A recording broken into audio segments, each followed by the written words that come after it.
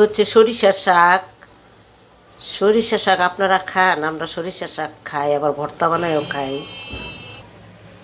এই যে এইটা দেখছেন, পাতিলটা, এই ননস্টিক কড়াইটা দেখছেন, এটার বয়স কত? 24 বছর।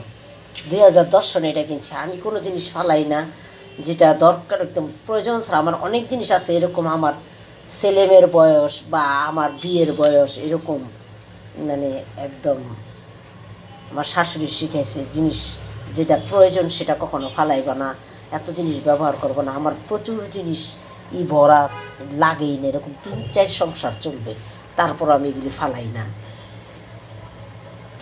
এটা আমি সিদ্ধ করে রাখতেছি, পরে এটা মানে হচ্ছে রান্না করে খাবো।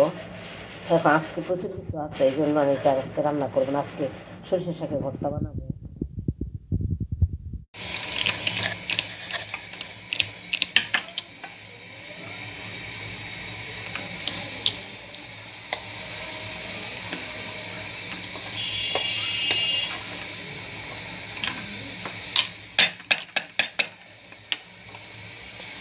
ভাজি খেয়েছেন? অবশ্যই খেয়েছেন, এটা কেউ না খাওয়ার বিষয় না। আমি প্রথম আমার শ্বশুরবাড়ি গিয়ে খেয়েছি কাঁচা টমেটোর ভাজি। তো হচ্ছে এটা শীতের দিনে খাওয়া হয়। তখন এই যে টমেটোটা আমি ভাজি করে নিব।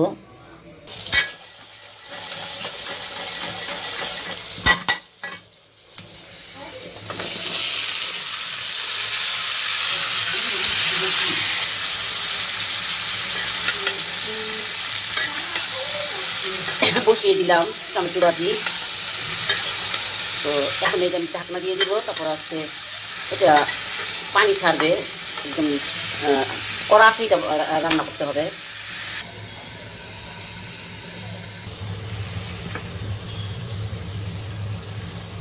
এই যে হয়ে গেছে টমেটো ভাজি। এখন হচ্ছে এটা নামিয়ে হবে, একদম হয়ে গেছে।